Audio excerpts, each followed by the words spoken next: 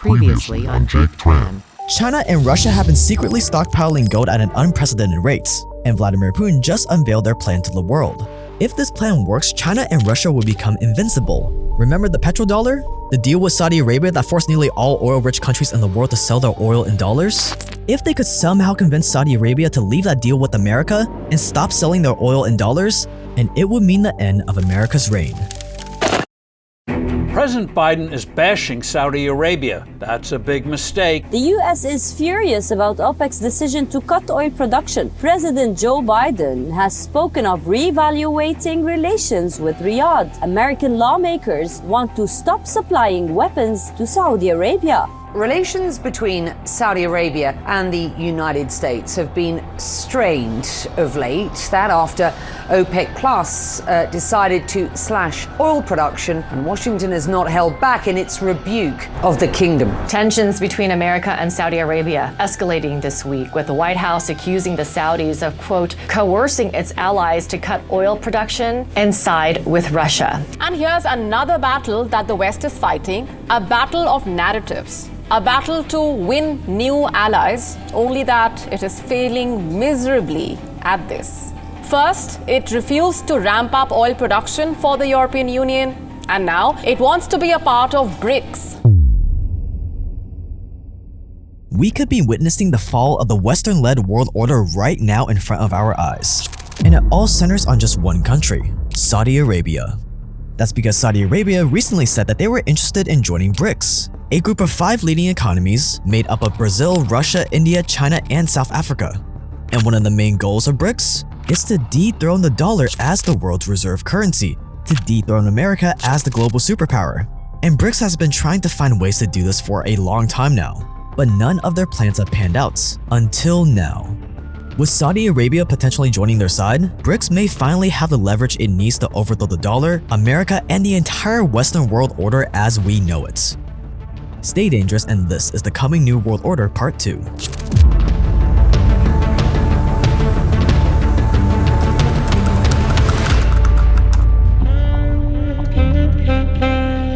And really fast, if you're a creative freelancer like a digital marketer, photographer, designer, or even a writer, and you want to land more clients and make more money, then you have to check this out. See, typically to run your kind of business, you have to duct tape together a bunch of paid tools, like Squarespace, DocuSign, Monday.com, Typeform, MailChimp, Stripe, which adds up and it doesn't give your customers a premium experience. But that is where Bloom.io comes in. See, Bloom.io took all these paid tools and combined them into the sleekest all-in-one solution that's gonna really impress your prospects. And it all starts with their built-in website builder that allows visitors to buy your services, sign the contract, set up a retainer, book a time, all within Bloom. And once you close a client, you can invite them to Bloom's game-changing client portal, where they can chat with you, review the deliverables you uploaded, and most importantly, they'll be able to review your beautiful invoice and pay for it right then and there with Cash App, Venmo, Zelle, PayPal, and more.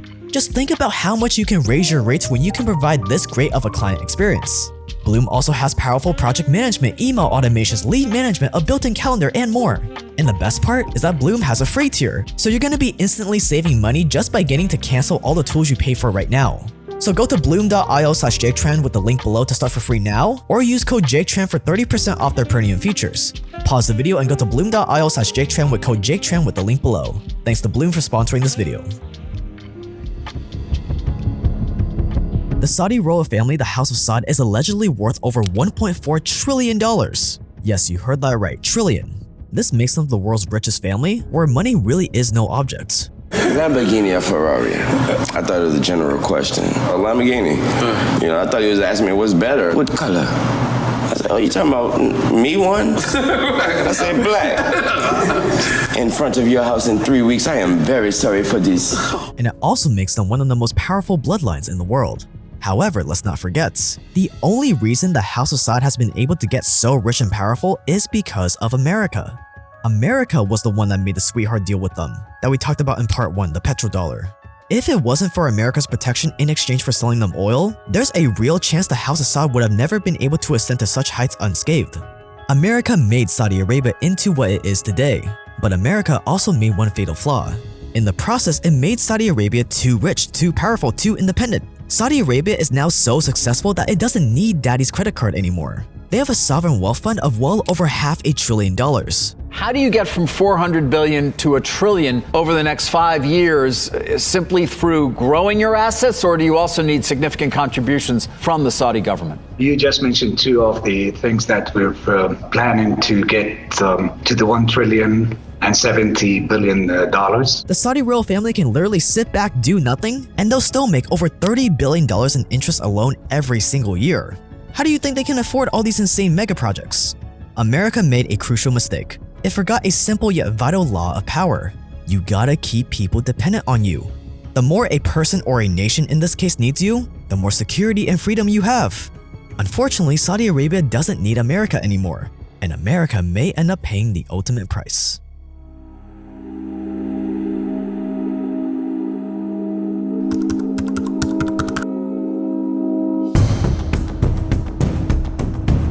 BRICS was never supposed to have plans for global domination. Back in 2001, BRIC was just an abbreviation for the 4 countries with the fastest growing economies in the world: Brazil, Russia, India, and China.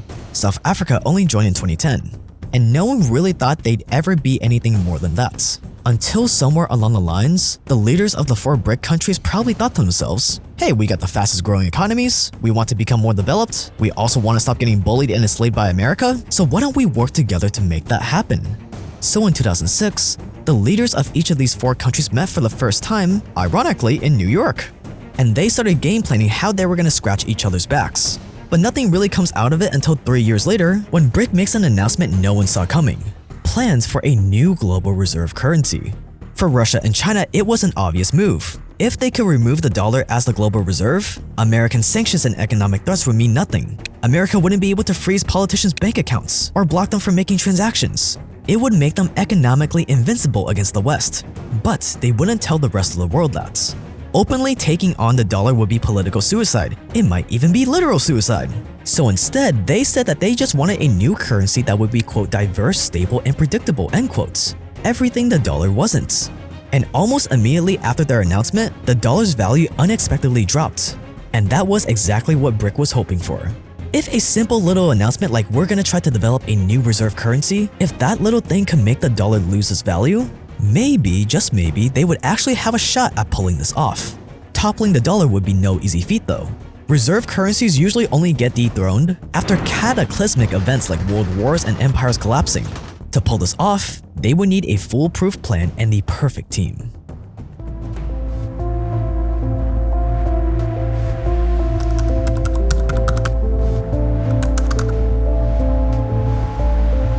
If BRICS wanted to topple America as the global superpower, they would have to chip away at the 3 things that give it all its power: the IMF, the World Bank, and the petrodollar.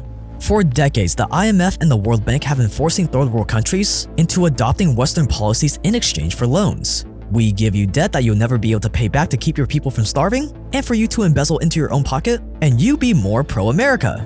You let American businesses siphon your natural resources. You side with America in the UN. It's a simple trade-off: life in exchange for eternal servitude. So replacing the IMF and the World Bank was first on BRICS' agenda. Enter the New Development Bank, or NDB, basically the World Bank BRICS edition, BRICS' Trojan horse. See, BRICS knew that it would have to tread lightly at first. If it just came out and said, hey, screw you World Bank, we're coming for you, America would crush it in an instant. So instead, it said it wanted to work alongside the World Bank, that it wanted to help fund the infrastructure the developing world so badly needed.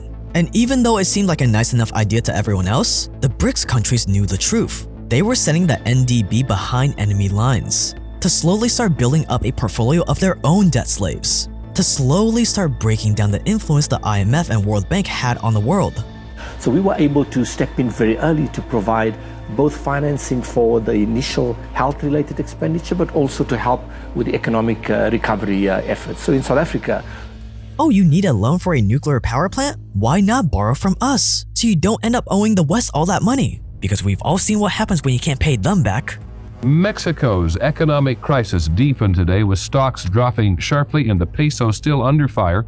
A government austerity plan announced yesterday and billions of dollars in assistance from the US and others apparently have not bolstered the confidence of investors. And here in the Philippines, where 44% of the national budget is given to paying interest charges to foreign banks, compared with just 3% for health services. And we calculated how much the health budget had been cut. And on the basis of that, came up with a figure that one Filipino child dies every hour because of the increase in debt service payments. Even just by co-financing projects with the World Bank, these loans from the new development bank were playing into BRICS' agenda perfectly. It got people thinking that borrowing money from the West wasn't the only option. What I hear over and over is leaders in Latin America, whom I know, and Korea being one of them, has said, well, we'd much rather take loans and aid from China than the United States because they don't make these demands on us. And they've never assassinated one of our leaders. They've never overthrown one of our governments. And they've never built a military base on our soil. And they've never required that we sell off our public businesses, our utility companies and so forth to them. And they've never asked us to keep certain kinds of governments. Other countries look at this and they say that's a very viable model that they have there. And maybe we should look more to that model than the US model. And this is hard for me to hear. I'm a very patriotic and loyal American. I don't like to hear this. Yeah. But I understand where it's coming from. And one of the reasons I write about these things and talk about it is because I want America to learn from this and do better. The only way we're going to get better is by understanding the mistakes we've made and correct them. Yeah. And fight them on their own ground, fight fire with fire. But the other thing is, I hear people say, well, if the United States is a democracy, we don't want a democracy.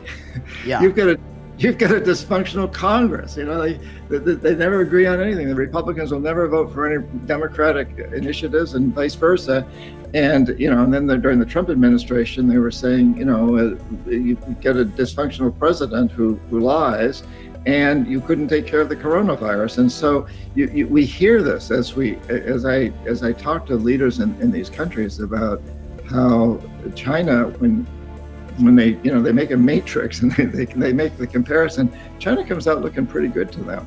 And who knows in the long run what'll happen. Yeah. I think we looked very good too after World War II. We did a great job of reconstructing Europe and Asia after World War II with the Marshall Plan and the World Bank, which was created to do that, the reconstruction of these devastated countries. We did a great job. But it during the Cold War, it kind of went crazy. And by the time the World Bank and IMF realized what was happening, it was already too late. And to make matters worse, just a few years later, China hit them with a sucker punch, the Belt and Road Initiative, or BRI. According to China, the BRI was only supposed to promote trade between China and the developing world. But in every way that counts, the BRI works just like the IMF and World Bank. China gives expensive loans to developing countries, and in exchange, they get to influence the country's economy and government. Any country where they go in, and you're quite correct that they go in and they bring in their own workforces, they bring in their own engineering companies, and they use resources as collateral, just as we did. I think as the Russian economic hitman told me, I think that China's learned from that. At the same time, their goals seem to be pretty much the same. Get the resources that you can, get employment for your companies and your workers. And so they're doing kind of the same thing, but they're not making the same conditions. The NDB and BRI leveled the playing field. It loosened the chokehold America had on developing countries, which left just one last target on BRICS' hit list, the petrodollar. But America has had oil-producing countries in a death grip since the 70s. So if something were to topple the petrodollar, it would have to be something huge, something totally unexpected. But luckily, BRICS didn't have to wait too long for the perfect opportunity to come around.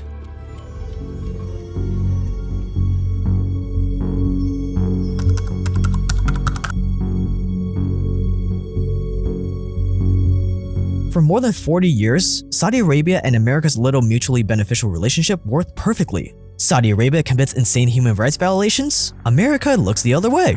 America invades Middle Eastern countries and causes absolute chaos, Saudi Arabia also looks the other way. It was the ultimate money-making system, until the murder of Jamal Khashoggi, a Saudi Arabian journalist who criticized the country's leadership. He was brutally executed in a Saudi consulate in Turkey in 2018, and the order came directly from the prince himself. For more than 2 weeks, the Saudis insisted nothing untoward happened in this building, that Jamal Khashoggi walked in and walked out again alive. Now this. صرح النائب العام بما يلي. An admission the journalist is in fact dead and the Saudis killed him. And it was something that Saudi Arabia has ordered dozens of times before. See unannoying journalists? Ordered them to be killed. Nothing new. But for some inexplicable reason, Americans couldn't let this one go. They actually cared. And suddenly the American masses were expecting their government to actually go out and do something about it. Imagine that. So when Joe Biden started campaigning for president, he did what anyone else would do in his position. He appealed to the masses. He promised America that he would hold Saudi Arabia and its crown prince accountable for the murder of Jamal Khashoggi. Mr. Vice President, the CIA has concluded that the leader of Saudi Arabia directed the murder of U.S.-based journalist Jamal Khashoggi. The State Department also says the Saudi government is responsible for executing nonviolent offenders and for torture. President Trump has not punished senior Saudi leaders. Would you? Yes, and I said it at the time. Khashoggi was in fact murdered and dismembered, and I believe in the order of the Crown Prince. And I would make it very clear, we were not going to in fact sell more weapons to them. He even went so far as to call Saudi Arabia a pariah state. We were going to in fact make them pay the price and make them in fact the pariah that they are. There's very little social redeeming value in the present government in Saudi Arabia. And then he became president, which complicated things. Turns out President Biden didn't like the idea of turning America's strongest Middle Eastern ally into an enemy. He also didn't want to lose out on all that sweet oil Saudi was selling either. So he did a quick 180 and said that the Crown Prince should actually be given immunity from any investigations into Khashoggi's death. Now, the Biden administration has given Saudi Crown Prince Mohammed bin Salman immunity from a lawsuit over the murder of Jamal Khashoggi. And he just prayed that no one will remember that pesky little campaign promise he made. Unfortunately for Biden, the Saudis aren't that quick to forget.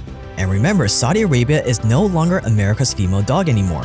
They are doing perfectly fine by themselves. And it would be something that would come back to haunt Biden much sooner than he bargained for. February 2022. Russia invades Ukraine.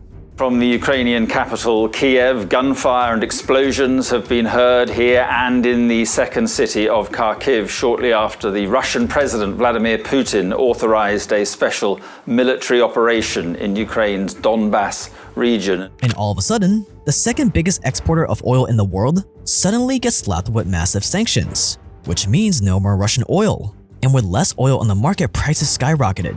In America, gas prices jumped up to more than $5 a gallon. And suddenly, the American government was having flashbacks to the 1973 oil crisis. Luckily, there was a simple solution, right? All America had to do to lower oil prices was go to Saudi Arabia and ask them to produce more oil. Except Biden had forgotten just how angry he made Saudi Arabia with his little make them pay campaign promise. So when America came crawling on their knees to Saudi Arabia flat out refused to make more oil. Even worse, they actually decided to cut their oil production even further. Prices at the pump could spike again after Wednesday OPEC, some of the world's leading oil producers, announced plans to slash their supply.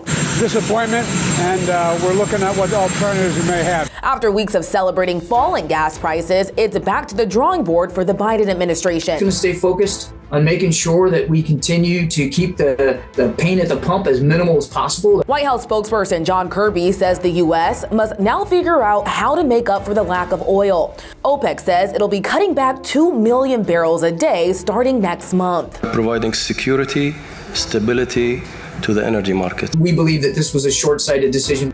So America did the most diplomatic thing it could think of. It accused Saudi Arabia of siding with the Russians. Well, we believe by the decision that OPEC Plus made last week, they certainly are aligning themselves with Russia. Real smooth. But it didn't end there, no. President Biden wasn't done riling up the Saudis just yet. No, he threatened that there would be consequences for Saudi refusing to play ball, which led to this.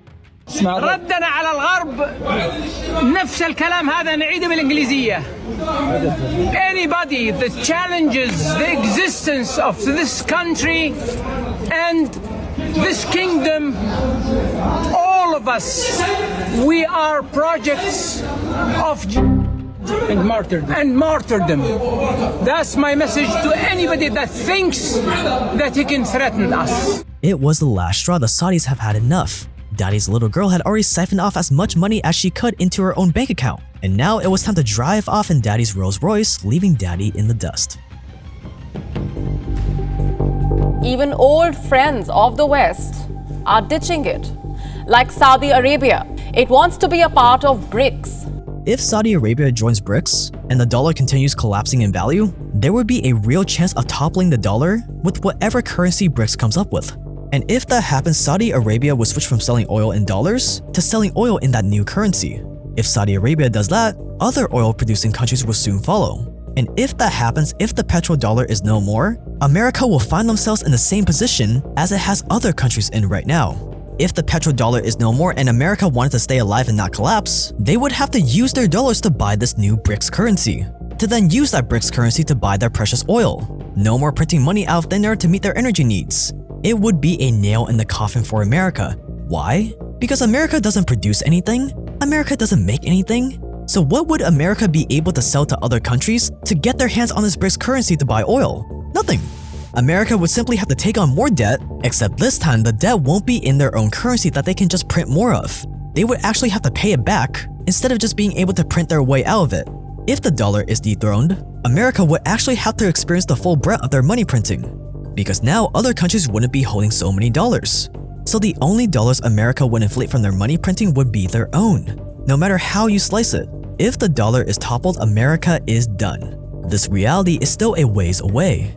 But BRICS is gaining steam, because it's not just the Saudis who want to join BRICS. Iran, Turkey, Egypt, Argentina, the UAE, these are just some of the dozen or so countries that have recently become interested in becoming BRICS members.